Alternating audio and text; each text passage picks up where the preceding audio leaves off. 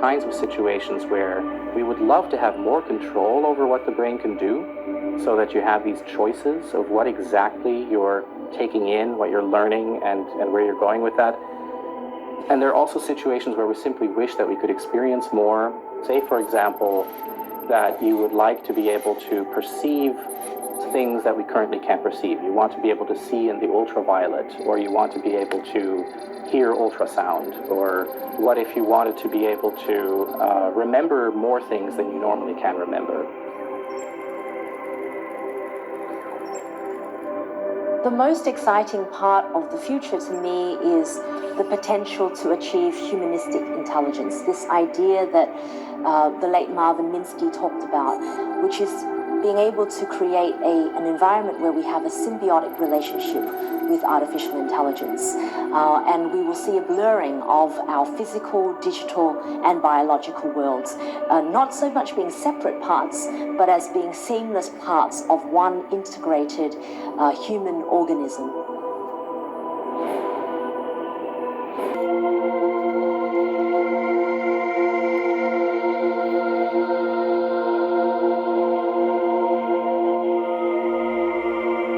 Em Lausanne,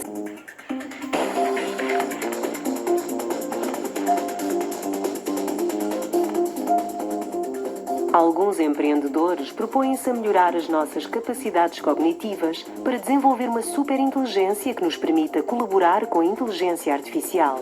Seria uma maneira de reduzir o risco de que o ser humano se torne irrelevante perante o imparável avanço da inteligência artificial.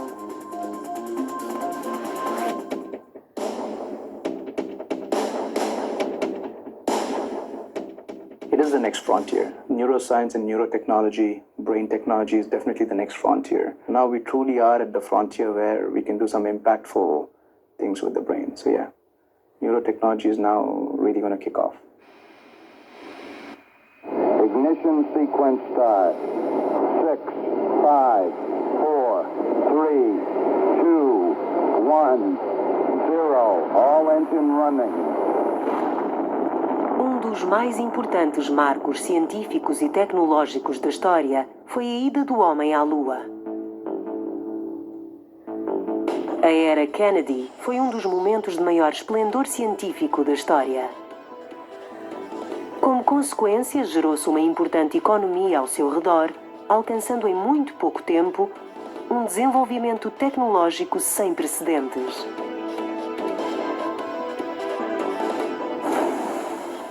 Ideas are what power our economy.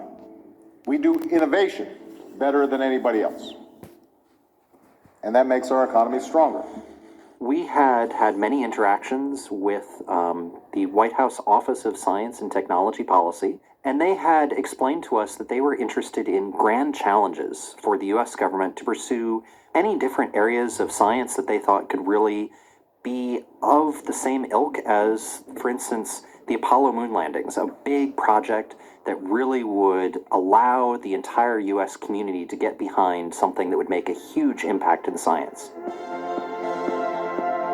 Encontraram esse grande projeto na Brain Initiative, mega projeto de investigação anunciado por Obama em 2013, com o objetivo de desvendar os mistérios do cérebro. It's a very exciting moment. There are many groups around the world developing new methods, and this is now leading to a re-energizing of neuroscience and to the perception that we can really do it, that this is doable, that we can actually end up being able to record the activity of every nerve in a brain and decipher it, and this could really revolutionize neuroscience, just like the Human Genome Project revolutionized genetics. Pouco depois do lançamento da Brain Initiative, a União Europeia anunciava o seu próprio megaprojeto, o Human Brain Project. It turns out that similar initiatives have been created in different countries. So there's a brain initiative in Japan, in Canada, in China, in Australia, South Korea, and Israel. O desenvolvimento de todos estes projetos pode mudar o curso da investigação do cérebro e conduzir a humanidade a progresso sem precedentes. So this is very exciting. This is just happening, and I hope that this will provide the ability to generate knowledge and send this knowledge throughout the world and to different countries in a way in which no one is left behind, and we're all part of the same exciting moment in history. Começamos o caminho em direção a novo mundo, onde conhecimento mais profundo do cérebro transformará radicalmente a nossa condição humana.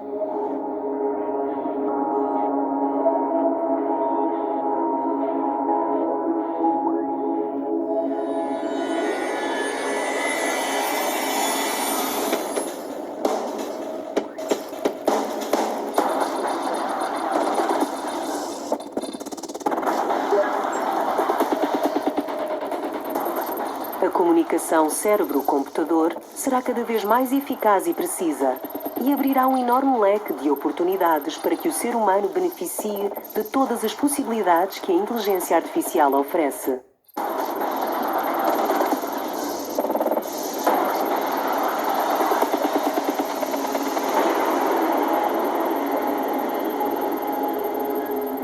With the introduction of more and more devices that actually understand the human and help humans optimize their own performance, we will have a way to create a different type of intelligence, what I would call humanistic intelligence.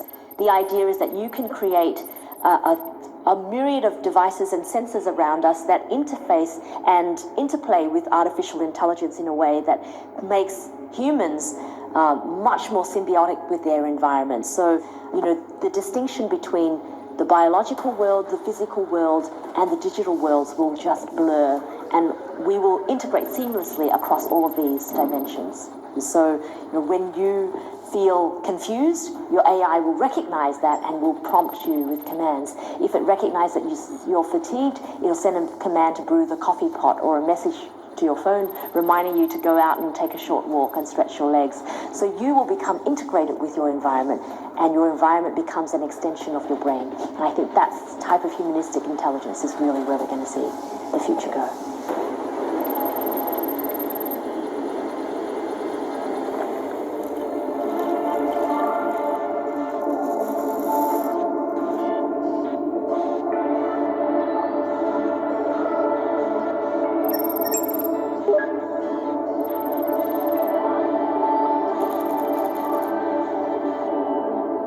As capacidades cognitivas do ser humano vão aumentar. There are experiments by colleagues such as Roy Cohen-Kadosh that have shown that you can improve numerical abilities in children that have dyscalculia, people who have difficulty in doing arithmetic and so on. I think enhancement via implants and things like this is definitely going to be possible.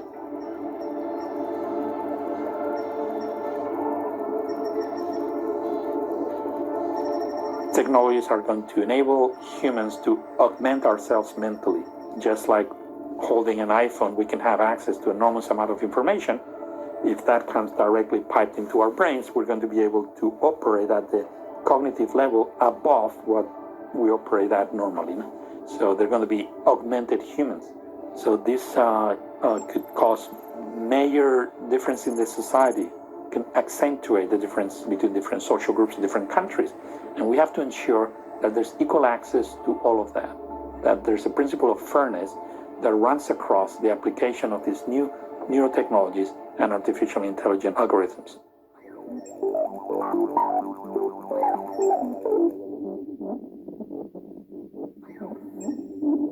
It gets more interesting when you can think about neuroprosthesis in the cognitive parts of the brain. So let's take, for instance, this hippocampal prosthesis. The patients who are going to be the first ones to use these devices are going to be the first people with some kind of superhuman memory ability. The very first type of memory ability is going to be that they can choose when they do remember something and when they don't. Because they can say, okay, the experiences that were coming through at 3 o'clock yesterday, I want those to be enhanced.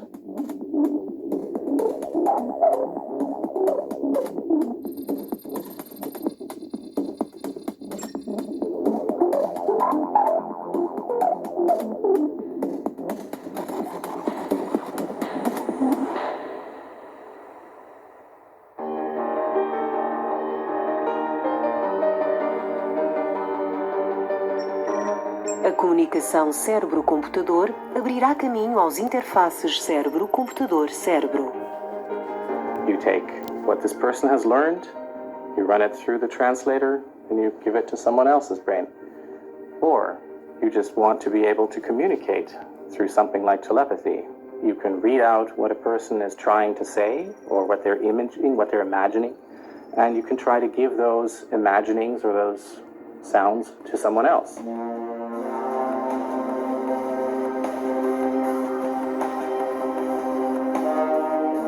Or you could try to detect what a person is feeling, and you can translate that in a way and then give it to someone else.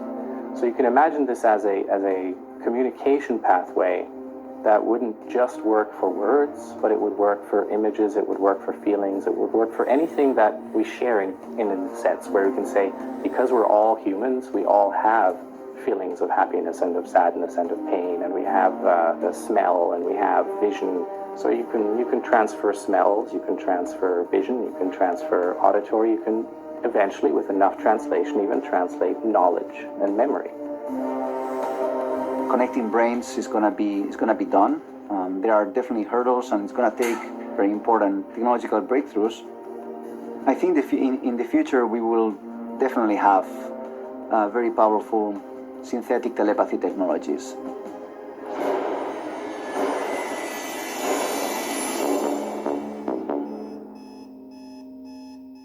Não só será possível ler os pensamentos de outra pessoa, como também manipulá-los. Let's think about it a little bit more, about the impact and repercussions of this new knowledge to society, to humanity. We can, using mice, we cannot read the activity of every neuron in the brain of a mouse, but if you look at the visual cortex, you can actually read the activity of a few thousand neurons there. And we can decipher some of the patterns of activity as they relate to what the animal is seeing, what the animal is looking at. And then we can go in with optical methods, with optogenetics, and selectively change the patterns of activity and fool the animal into thinking that he's seeing one thing or the other thing by essentially playing the piano with these neural circuits in the visual cortex of the brain. This is something we can do today.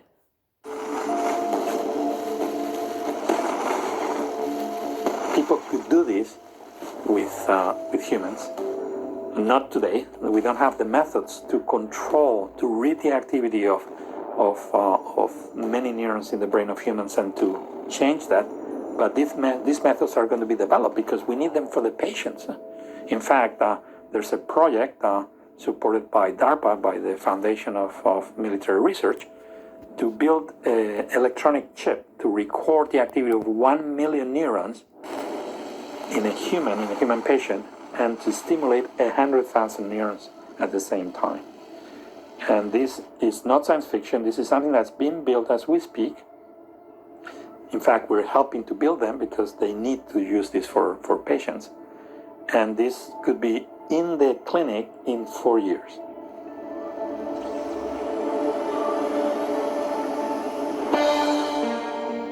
Mundo de oportunidades abre-se perante os nossos olhos.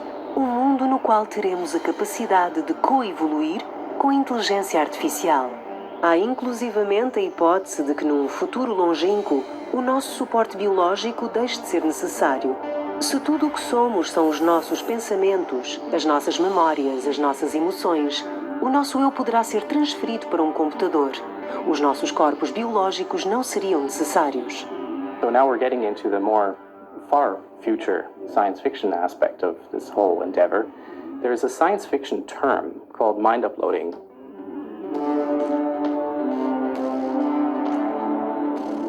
What it means is that mind, or who we are, is then no longer dependent on the biological brain as such.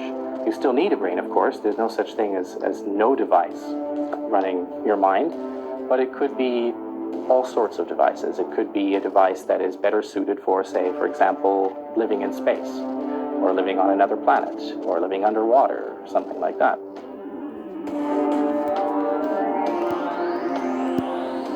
So when you get to a far future where the technology of whole brain emulation, which is really the more scientific concept, what is it you're actually doing here? You're trying to emulate what's going on in the circuitry. When you have that, then you can start thinking about the personal and social consequences of doing that, which is really what mind uploading means. It's a very philosophical term in a sense. It's like, what happens if you can take who I am, my mind, and move me to something else? So many things are then potentially possible. You could make backups of your mind so that if something happens, you can restore, and it's not it's not as devastating.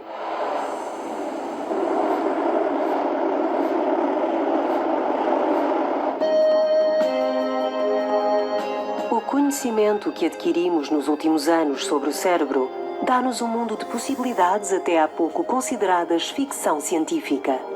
Avançamos a grande velocidade. Não sabemos onde nos levará esta viagem, mas está nas nossas mãos conduzi-la na direção certa.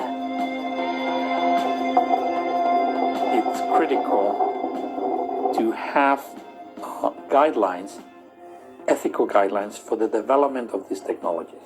We propose to add to the Human Universal Declaration of Human Rights new rights to protect individuals from the abuse of neurotechnologies and artificial intelligence. So this is what we call the neuro rights, and they have to do with protecting the mental privacy of people. So this is our first one, not just the data privacy of our phone. No, the mental privacy, our thoughts, and even worse, our subconscious thoughts, things that we don't even know, we're not aware of knowing them. Those should be protected. It should be and this is the ultimate human right, our mental privacy.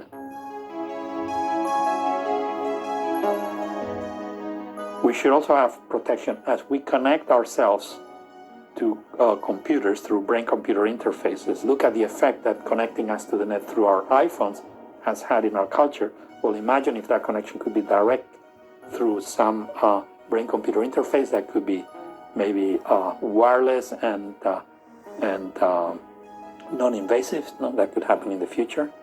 So this is going to affect our sense of identity, of who we are. We need to protect the sense of identity, the I, the self. This is something that humans never had to worry about in the past. No one ever had that problem before.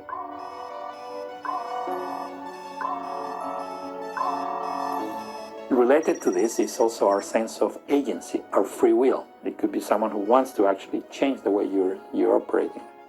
So that's another fundamental right that has to be protected.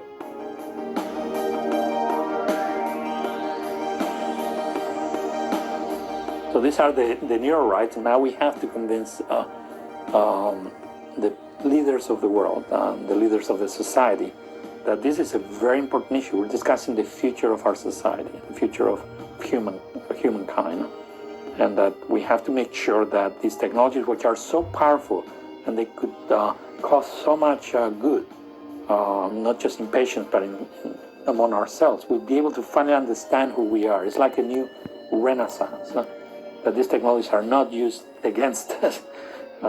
We have to be vigilant, and we just have to put this ethical framework in place so that this doesn't happen.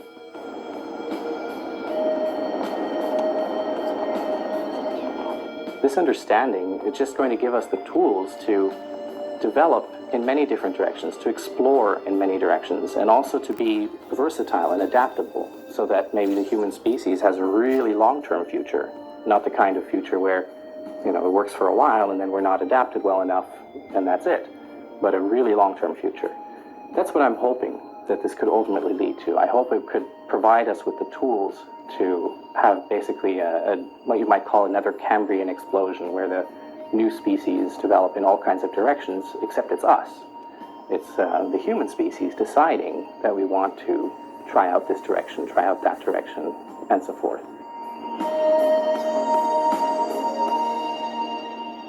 Science can change the world, it can change society, it can change the course of history, and it can do that for good or for bad. It's up to us to make sure that it goes in the right direction.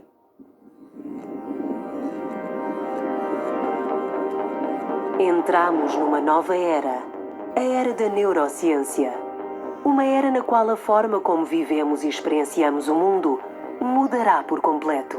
Sejam bem-vindos ao mundo de amanhã.